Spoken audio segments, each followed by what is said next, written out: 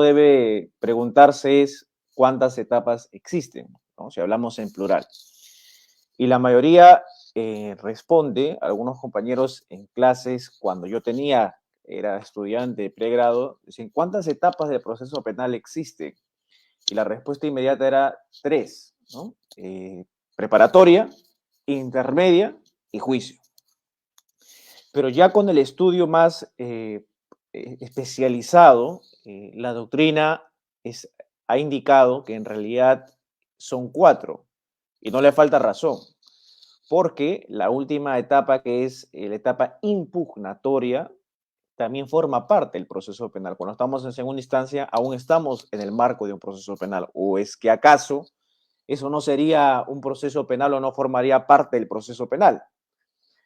Y lo mismo también con un recurso extraordinario u ordinario de casación, bajo ciertos supuestos que establece el Código Procesal Penal. Entonces, de entrada, dejamos por sajado que son cuatro etapas que existen en el proceso penal. Uno, investigación preparatoria.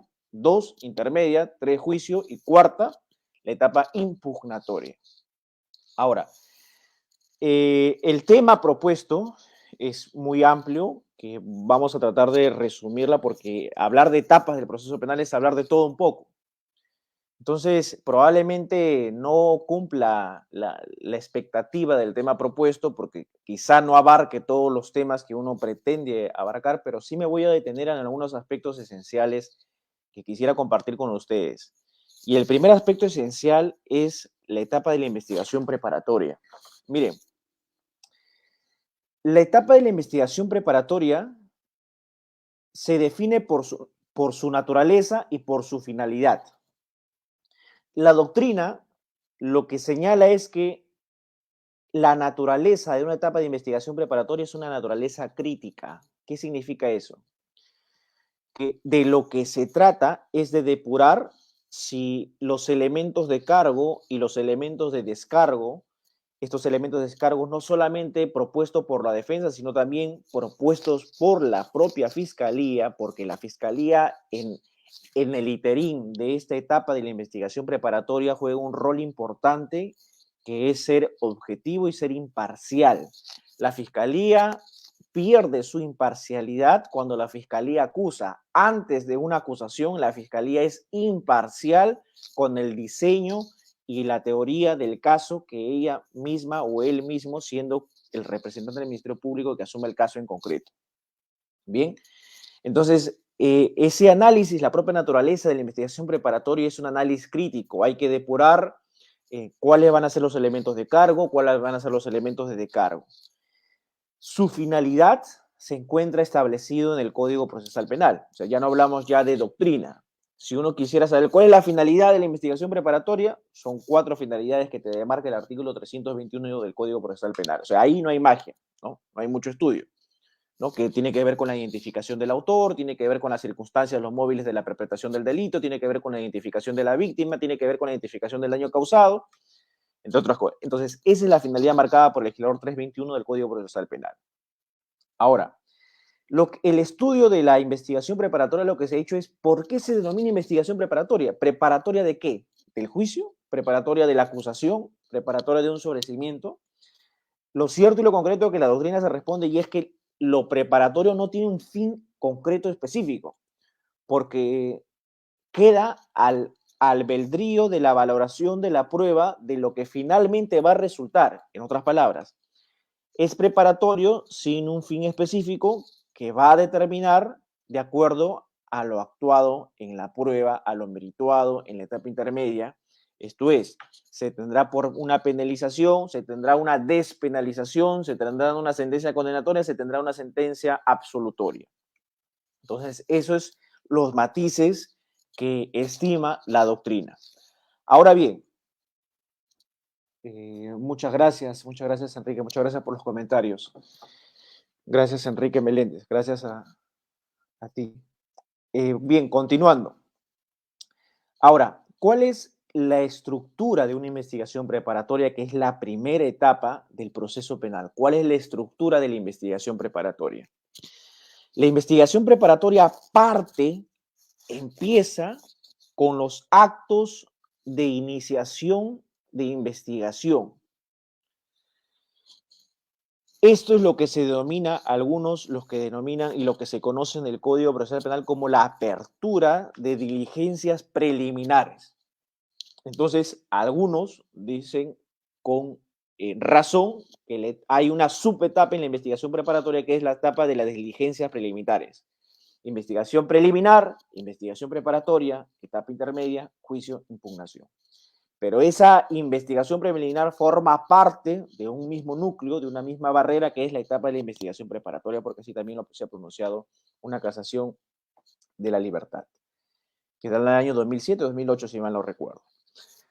Pero aquí quiero dar a notar que hay ciertos actos que denotan los componentes de la estructura de una investigación preparatoria. Actos de iniciación, los actos de investigación propiamente dichos, los actos referidos a la imputación penal. ¿Cuándo se da una imputación penal? Cuando existe un documento que se llama disposición de formalización de investigación y continuación de investigación preparatoria.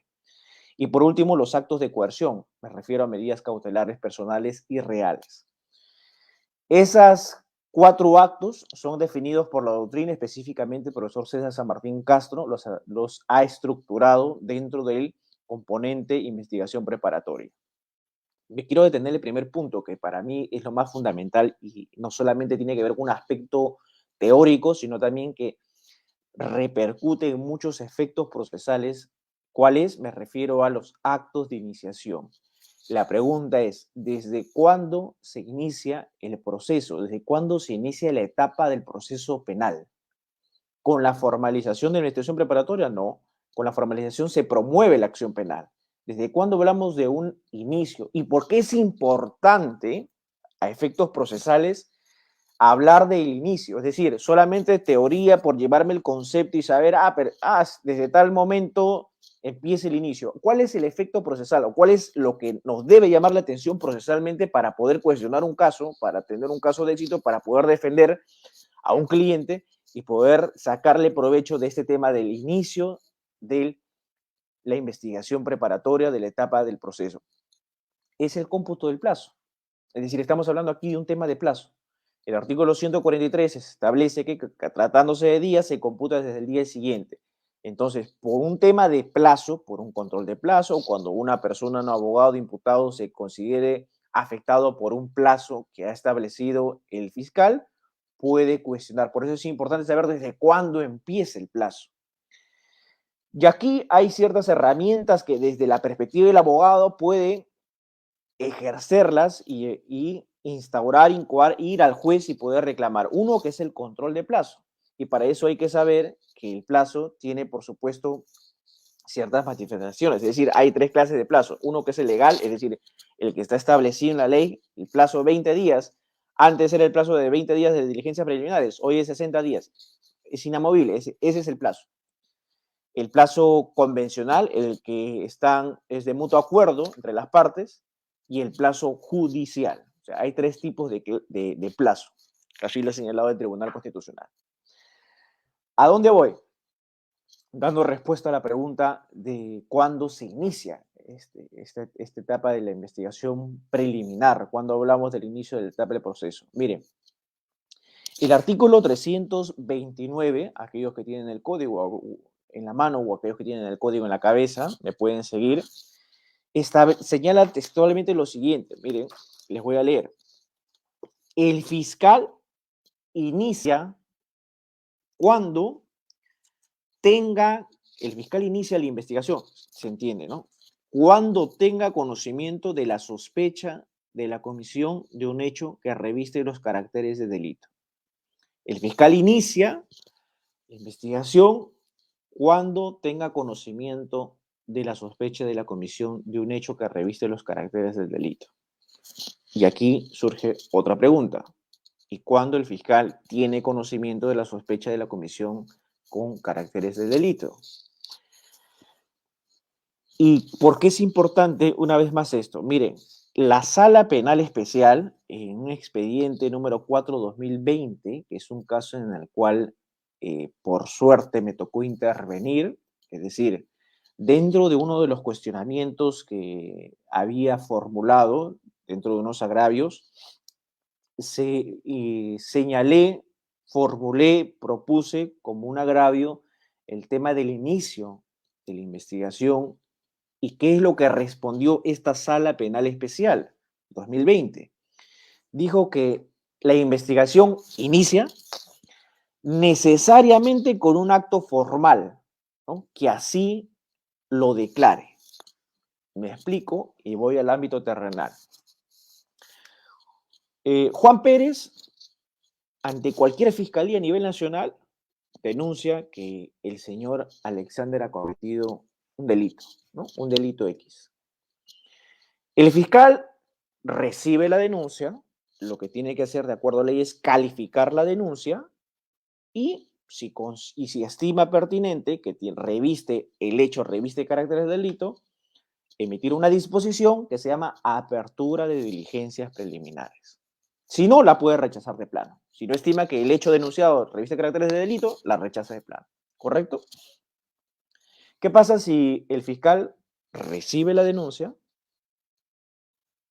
realiza actos de investigación?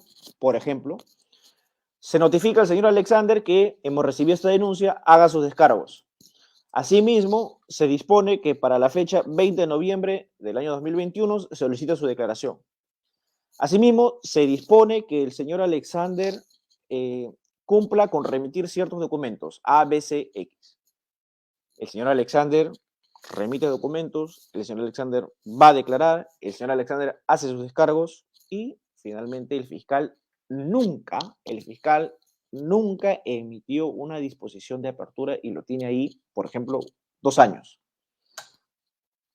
Entonces yo quiero hacer una operación,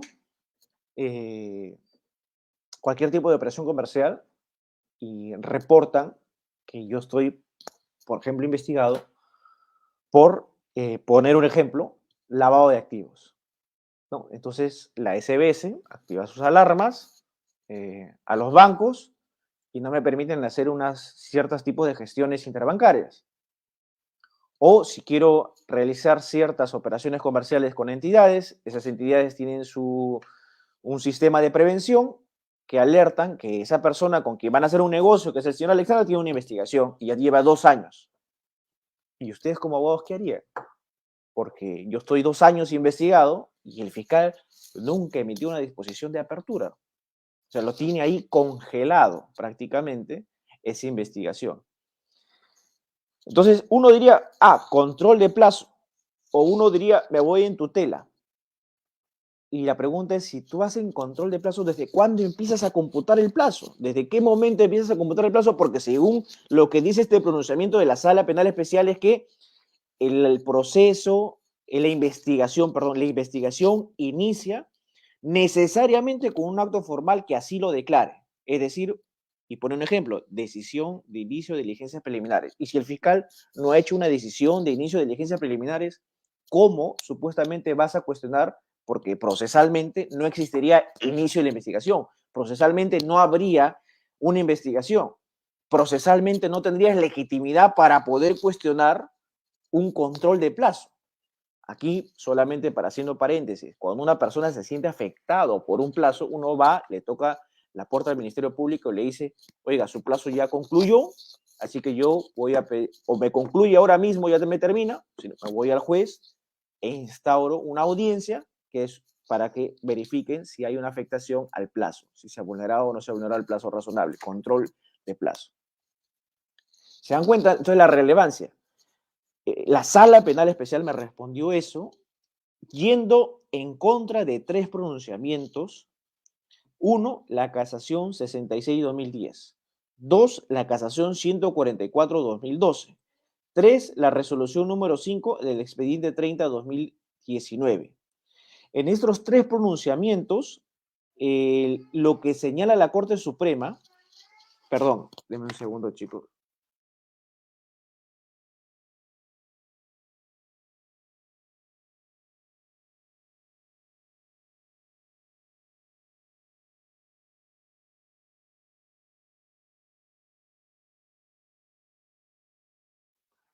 Bien, mil disculpas, mi hijo recién se levanta.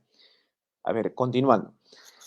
Les decía que la Sala Penal Especial iba en contra de 3 pronunciamientos que no eran pronunciamientos de orden inferior, es decir, de jueces de primera instancia y segunda instancia, eran jueces también parejos a ellos.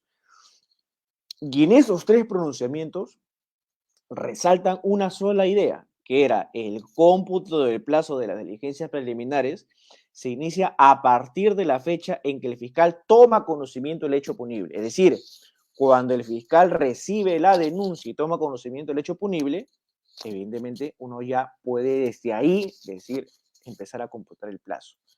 Puede ser muy forzado, puede ser muy eh, formal, pero lo cierto es que ese es el pronunciamiento. Yo no me voy ni para este lado formal ni para lo que dice la Sala Penal Especial. Yo creo que ahí podría tenerse un criterio mucho más razonable.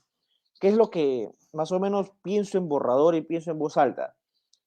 Que debería computarse desde el momento que el investigado, es decir, en este caso el señor Alexander, me ha puesto como ejemplo, recibe la denuncia, porque a partir de ahí prácticamente ya se empieza a ejercer el contradictorio y yo me tomo la molestia de contratar a mi abogado o ejercer mi defensa material y esa situación por contradictorio, ¿sí? Por el de respeto a esos ciudadanos, porque en realidad uno no tendría por qué investigar para pescar, sino tener una investigación sólida y a partir de ahí poder llamarlo. El fiscal no tiene por qué estar llamando a todos como la casuística así lo demuestra. Y recién a partir de ahí saber, bueno, no me es relevante su testimonio, entonces lo desecho. Estoy hablando de diligencias preliminares, distintos en etapa de investigación preparatoria. Entonces, yo creo que por ahí se podría ese problema tratar de moldear e ir perfeccionando, poder decir desde cuándo empezamos a computar el inicio de las diligencias preliminares, para que no haya ciertos perjuicios a muchos ciudadanos. Ahora, ¿qué pasa? Y esto es un tema muchas veces que está poco claro en la casuística forense. Y antes que aborde esta problemática, les quería comentar una cita del profesor Jimeno Sendra. El profesor Jimeno Sendra, hace muchos años, en un libro que recomiendo, que es, los tengo por aquí, a ver si este libro del profesor Jimeno Sendra, sobre esa situación en la que el fiscal tiene una investigación, recibe una denuncia y no emite una disposición preliminar o realiza actos indagatorios, una indagación preliminar, así lo llaman en la Suprema, en las Fiscalías Supremas, me ha tocado ver unos casos en los que dicen una indagación preliminar. Precisamente el maestro Vicente Jimeno Sendra decía, esas diligencias previas a las previas, esas diligencias indeterminadas, que es un invento que la práctica forense ha hecho. Y por supuesto que este invento, dice, constituye una flagrante vulneración del principio de legalidad. Claro, es una práctica forense que se han inventado, pero que legalmente no existe, y mucho menos tendría que haber un pronunciamiento judicial en ese sentido, como parece haberlo entendido erróneamente la Sala Penal Especial, que es lo que les comentaba. Ahora, otro de los problemas aquí en etapa de investigación preparatoria es que es lo que sucedió con la casación 2-2008 de la libertad, cuando fija el tema del plazo. Mire, antes las diligencias preliminares tenían un plazo de 20 días, hoy son 60 días. ¿Qué ocurría? Tú tienes un plazo de 60 días, ¿no? Antes empieza tu investigación en enero del 2020. Tú tienes 20 días y dices, bueno, al 21 de enero o al 20 de enero ya me culmina el plazo. Resulta que en ese caso particular de la libertad había pasado 43 días. Y entonces el abogado presenta al juez un control de plazo. El juez no le da la razón, van a sala, la sala revoca y finalmente van a casación, la fiscalía interpone una casación. ¿Y cuál era el razonamiento, cuál era el punto de discusión aquí? Es que de un lado se decía que no había una afectación al plazo razonable porque ese día 43 forma parte de todo el plazo de la investigación preparatoria. ¿Y cuánto es el plazo de la investigación preparatoria? Son 120 días. Entonces, si bien tengo 20 días de diligencias preliminares y la investigación preparatoria son 120 días, estoy en el día 43, forma parte. ¿Y por qué dicen eso? Decían eso. ¿Por qué? Porque según el artículo 337.2, se agarraban, por supuesto, de ese artículo y decía que las diligencias preliminares forman parte de la investigación preparatoria. Recuerdan que les decía, hay un concepto que dicen que las diligencias preliminares sería una subetapa de la investigación preparatoria. Entonces, como forman parte de la investigación preparatoria, y la investigación preparatoria te da 120 días, y el código me dice que las diligencias preliminares son 20 antes, ahora 60, bueno, tengo 60 días más. 60 más 60 son 120 días. Entonces, por lo tanto, estoy dentro del plazo. Aquí corrigieron un momentito. Tú tienes 20 días antes, ahora tienes 60 días, pueden ser prorrogables, pero lo que establece en el artículo 334, pueden tomar nota, es un tema muy importantísimo. Miren lo que dice el 334.2. El plazo de las diligencias preliminares conforme al artículo 3 es de 60 días. No obstante ello, aquí hay un punto seguido, no obstante ello, el fiscal podrá, o sea, tiene esa facultad, tiene esa potestad, podrá fijar un plazo distinto según las características, complejidad y circunstancias de los hechos objeto de investigación. El fiscal puede establecer un plazo distinto. Imaginemos 10 meses. Está bien, señora Alexander, usted tiene una investigación por 60 días, estoy del día 60 y ahora saco una disposición y digo, no, ahora establezco un plazo de acuerdo a las circunstancias, porque usted vive lejos, no solamente está usted, está una supuesta red que son sus amigos, una complejidad, tengo que hacer unas pericias, hay circunstancias que me llevan a mí a merituar que la investigación no me es suficiente, por lo tanto establezco 10 meses más. La pregunta es, están en el mes 3, o frente a esa disposición que establece 10 meses más, ¿interponen ustedes un control de plazo o una tutela por afectación al derecho al plazo razonable? Y aquí hay un criterio que te lo establece el propio legislador. Si es plazo vencido, es decir, tuviste el plazo legal 60 días, venció tus 60 días y el fiscal, antes que venza, emitió una disposición que afecta a tu entender tu plazo razonable, no es control de plazo, porque el legislador te establece que para interponer un control de plazo, para llevarle a juez un control de plazo, tiene que haber plazo vencido. Es decir, que el fiscal ya se le venció el plazo. Lo que tú me estás queriendo decir es que el fiscal ha propuesto, ha fijado, establecido un plazo que a ti, como abogado, de acuerdo a la naturaleza de la investigación, no es razonable 10 días, no es razonable 10 meses, no es razonable 8 meses, sino 3 meses. Esa es otra figura. Esto te basa en tutela por afectación al derecho al plazo razonable, pero ya no control de plazo. Entonces, si se dan cuenta, teniendo los conceptos, las figuras claras, eso te permite ir por una vía correcta, porque si tú vas al juez y le dices, considero, señor juez, que el plazo es razonable, y el juez dice, ¿hay plazo vencido o no hay plazo vencido? Así de sencillo, nada más. No, pero sí, sí, pero no, improcedente. O te lo pueden declarar improcedente también tu tutela de plano.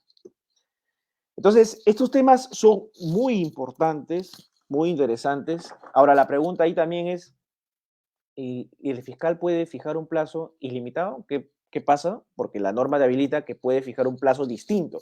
Ya, puede fijar, por ejemplo, 40 meses, 36 meses.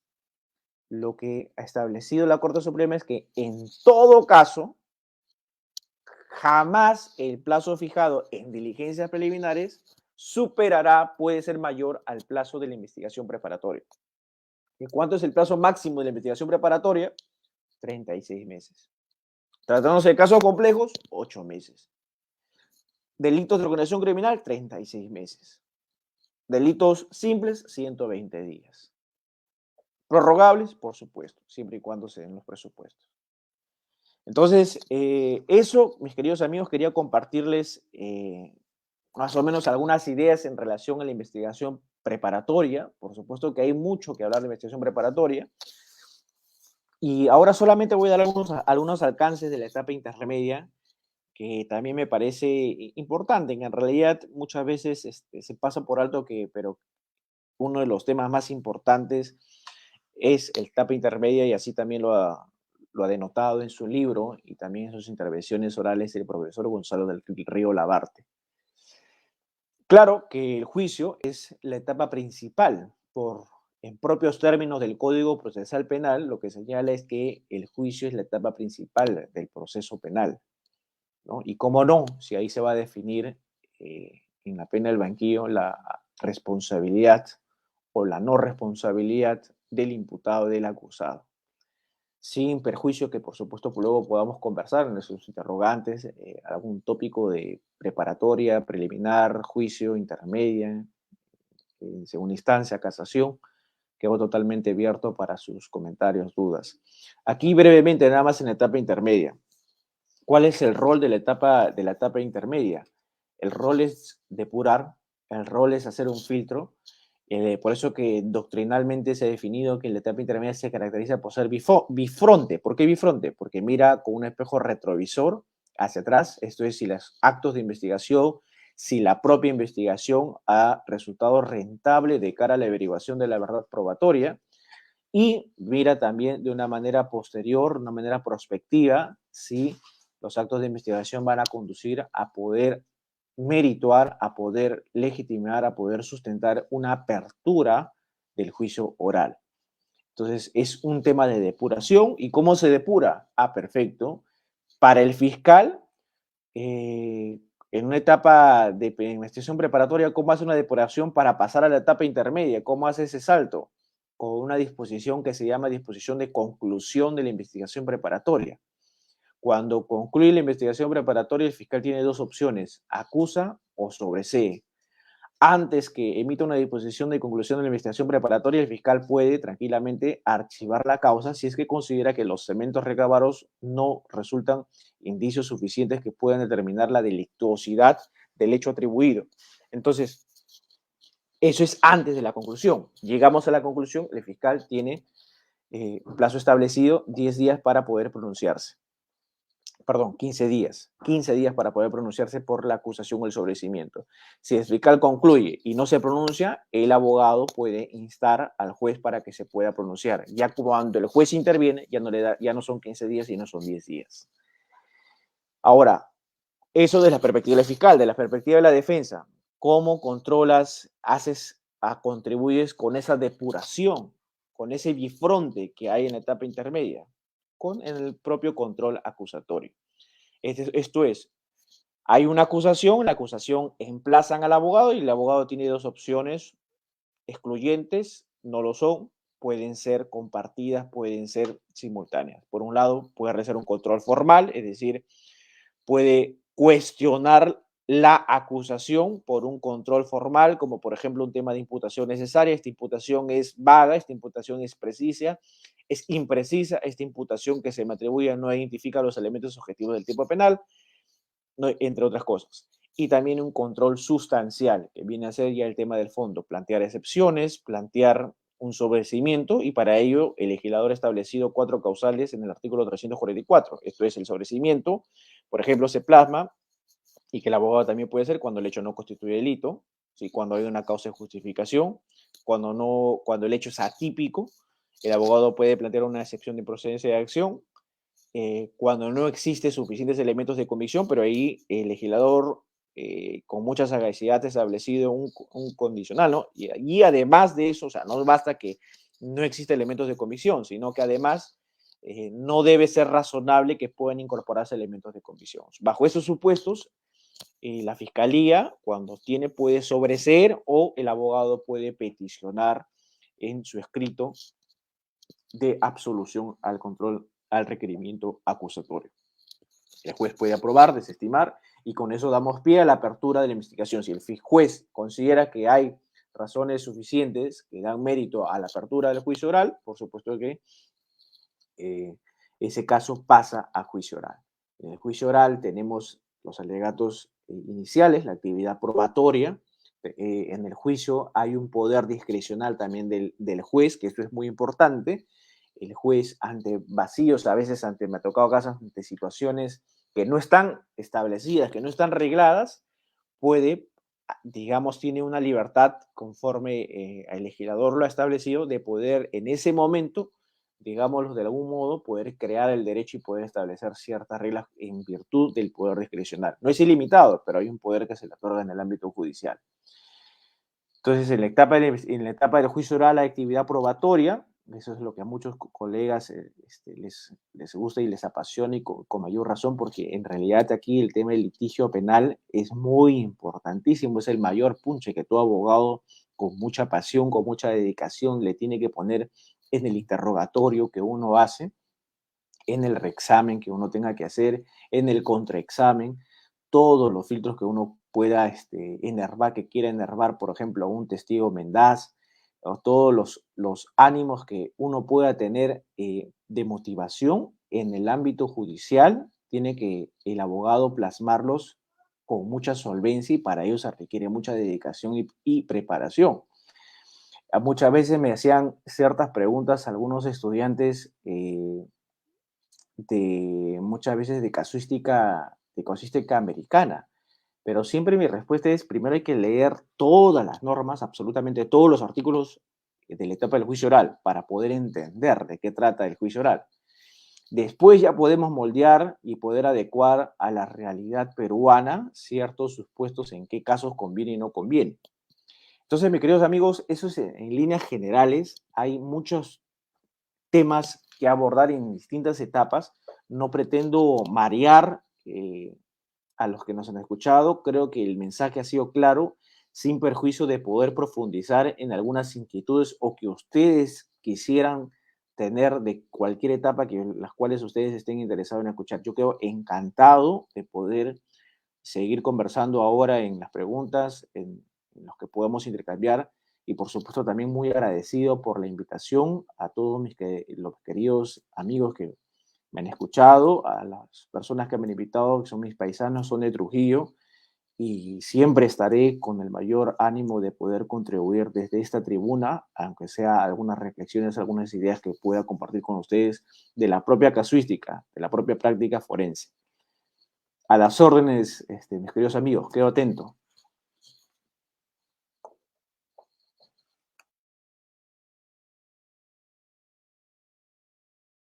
Preciso a las indicaciones que nos da, ¿no? O sea, excelente, ¿no? Yo creo que ha quedado muchas dudas en mi persona también. Obviaba la cuarta fase, ¿no? Que usted hablaba de la impugnación, ¿no? Es excelente. Nosotros en la universidad pues siempre nos hablan de 3 etapas nada más, ¿no? Pero bueno, o sea, es justamente eso lo que se requiere con profesionales como usted que se comprometen, digamos, en la carrera y bien, pues se apasionan por el tema del derecho y que es el tema del derecho penal, en donde ya se echa mano prácticamente la última ratio que se le llama, ¿no? Que ya donde ya a veces se juega hasta la libertad del imputado o de repente del investigado, y es ahí donde a veces hasta por no tener una buena defensa, a veces el inocente llega siendo o sentenciado como culpable, ¿no? Es por eso que nosotros en Just Knowing tratamos de que profesionales de esta calidad, de esta altura, traten de dar algunas disertaciones, no solamente para el mundo, digamos, de los abogados o los estudiantes, sino para digamos, para toda la gente de a pie que muchas veces son vulnerados sus derechos y a veces por no conocer, a veces algunas cosas muy simples se nos hacen muy difíciles, ¿no? Entonces, estamos nosotros como profesionales para apoyarles, ¿no? Bueno, doctor, tengo 3 preguntas que me han hecho al interno. A ver, una de ellas me dice que a su criterio, usted puede consignar me dice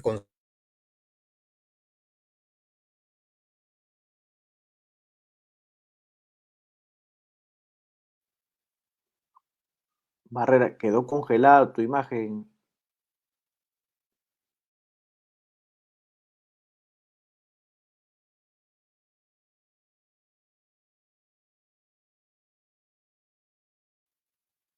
No, no se escucha, quedó congelada la imagen.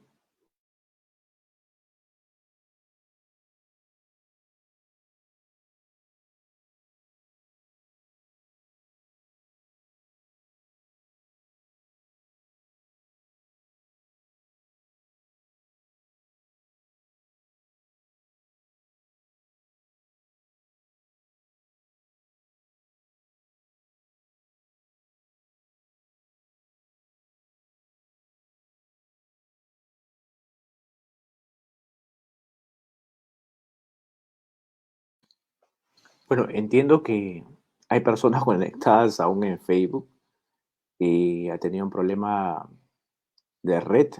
eh, entonces voy a esperar aquí que se conecte para poder absolver la pregunta.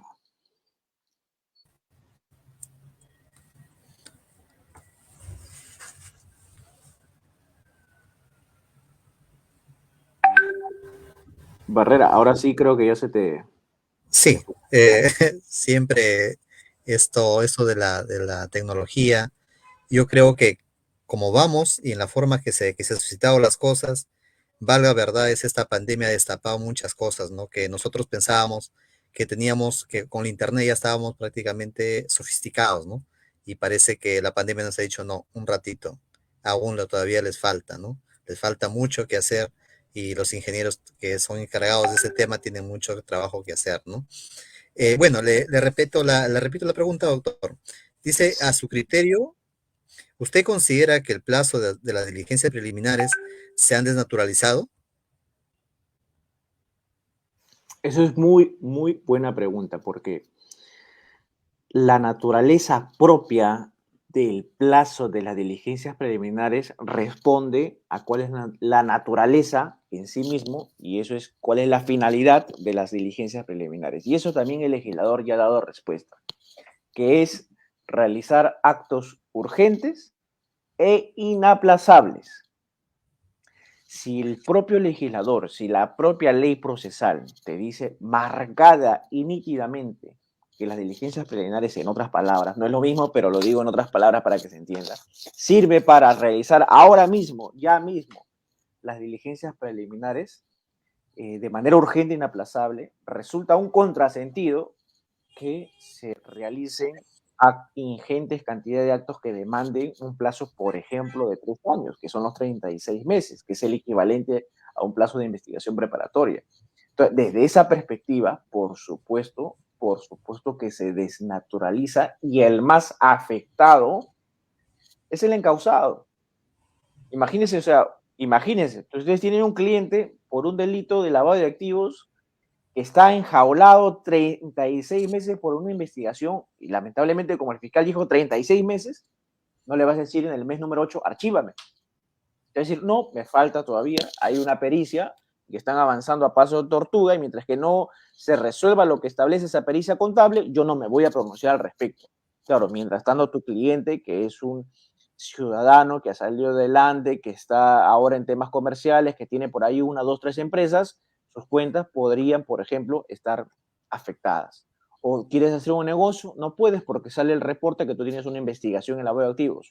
No, pero es que ahí está el principio de presunción de inocencia. Para ti que eres operador, para ti que eres abogado que tú lo entiendes, para ti juez fiscal, lo entiende perfecto.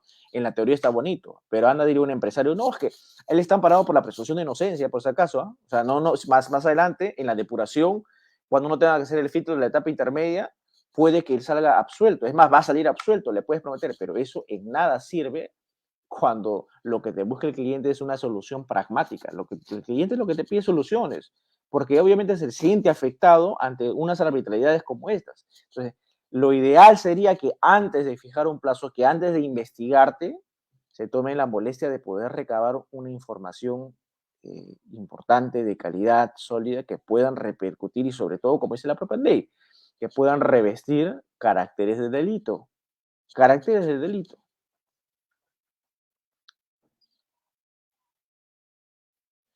No se te oye. Sí, sí, doctor, justamente eso es lo que pasa en el día de hoy, ¿no? O sea, todas las diligencias prácticamente ya lo enmarcan como una investigación, ¿no? Propiamente dicha. Y te hacen los plazos, como usted habla, de 36 meses, 18 meses, de 9 meses, ¿no? Donde pues se vulnera este tipo se desnaturaliza prácticamente las diligencias preliminares, ¿no? Doctor, acá tengo otra pregunta más que me dice uno de los que nos está viendo, dice, ¿en qué momento se activa el principio de presunción de inocencia? Cuando uno es sospechoso, cuando ya se ha hecho una denuncia o cuando se ha realizado una acusación. ¿En qué momento ya se pierde la presunción de inocencia? Hay dos preguntas interesantes, ¿no? Y que habría que diferenciarlas. ¿En qué momento se activa y en qué momento se pierde? Entonces, hay dos preguntas en una que hay que discriminarlas. Mire, lo primero es que lo que debemos saber es que en relación a la activación de la presunción de inocencia, es que todos ahorita estamos siguiendo el términos y el lenguaje de la pregunta de nuestro estimado amigo o amiga, que todos estaríamos activos con la presunción de inocencia. O sea, ahorita nadie podría decir, el señor Barrera no me podría decir a mí, señor Alexandre, tú eres un criminal. No, a mí me ampara la presunción de inocencia. No, es que tú eres un criminal porque ayer en el diario X ha salido que tú has cometido un robo. Sí, pero a mí me para la presión de inocencia. ¿Por qué? Porque tú no tienes legitimidad a hablar sobre mí, ni tú ni ningún medio a hablar sobre mí. Es más, ni policía ni nadie, ninguna autoridad, lo que te establece el artículo segundo del título preliminar del Código Procesal Penal es lo siguiente. Toda persona imputada de la comisión de un hecho punible es considerada inocente y debe ser tratada como tal mientras no se demuestre lo contrario y se haya declarado su responsabilidad mediante sentencia firme, debidamente motivada. Entonces, es más, me condenan el día de mañana, me condenan a un delito de hurto. Y sale mañana la prensa y me dice, el señor es un ladrón porque cometió un hurto. Según este, este estatuto procesal, también me ampara el principio de presunción de inocencia. Porque lo que te dice la norma es que mientras no haya sentencia firme, y esa sentencia no es firme, la estoy impugnando, me sigue escudando la presunción de inocencia. Cuando ya una sala confirme, ya, bien, ahí ya se enervó, se enarboló, desapareció, se desactivó, se desvitalizó, murió, si se quiere, la presunción de inocencia. Mientras tanto, seguimos activos. Eso les podría responder. Perfecto, doctor.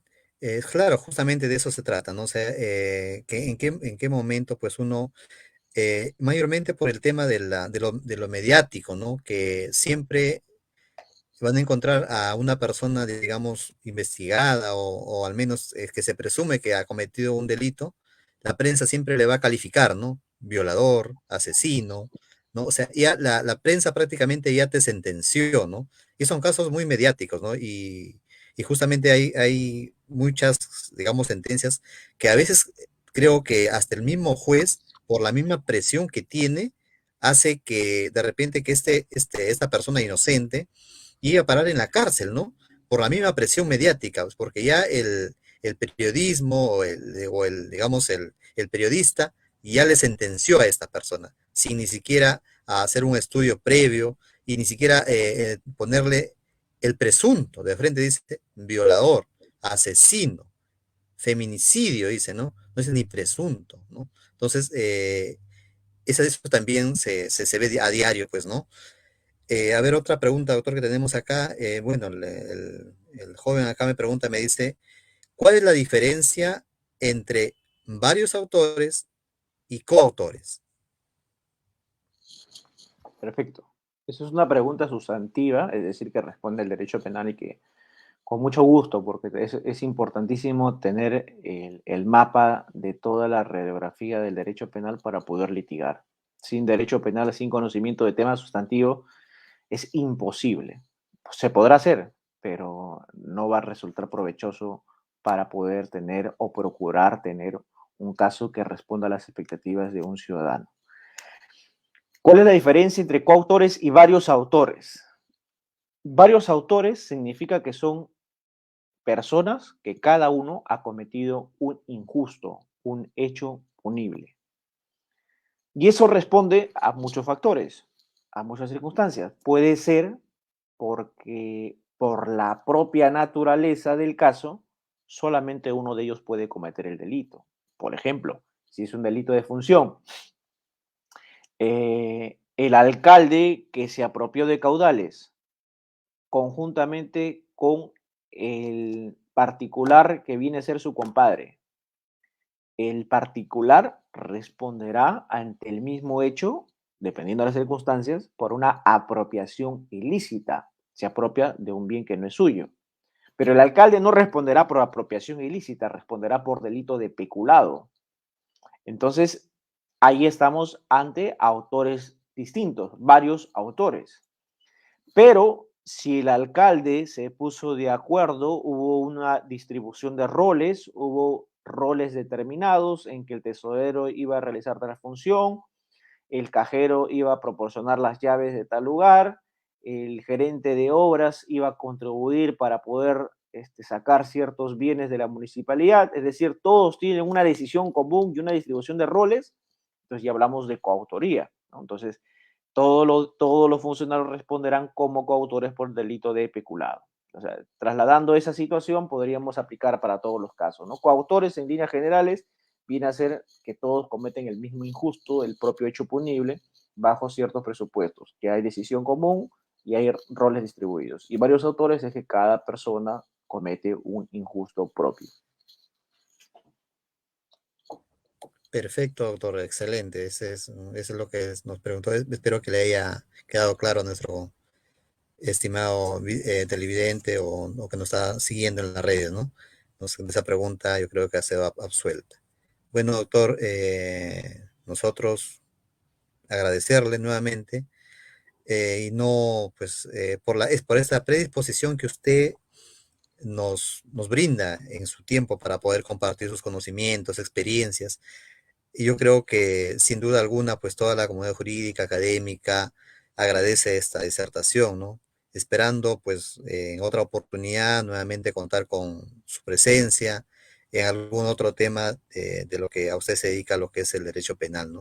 De igual manera, agradecer a todos los seguimientos, a todos los seguidores que han estado en la transmisión y no olviden, pues, de compartir esto con sus amigos, colegas, que es de mucha importancia este tema, ¿no? Doctor, sin más nada, agradecerle y desearle pues muchos éxitos en su vida profesional y esperando que una nueva oportunidad, en un nuevo tema, de repente en el tema de no sé, pues en una diligencias para ver hasta qué momento puede estar una persona investigada y en qué momento poder, no sé, pues pedir el sobreseimiento, el archivo. De repente vamos a elaborar un tema que sea expectativa, que tenga expectativa para nuestra comunidad, ¿no? Entonces, doctor, le agradezco de antemano y bueno, muchos éxitos en su vida. Gracias a todos por estar mirando esa transmisión. Muchas gracias a ti, estimado Barrera, y gracias, y te felicito y les suplico que no desmayen en esta ardua labor que en realidad contribuyen mucho. Quizá ahora no lo ven, pero más adelante muchas personas le agradecerán. De hecho, yo empecé viendo hace muchos años, 2010, 2012, estoy hablando, ¿no? Iba a conferencias de todo, por todo lado. Antes no era virtual, era presencial. Por todo el Perú me paseaba, ¿no?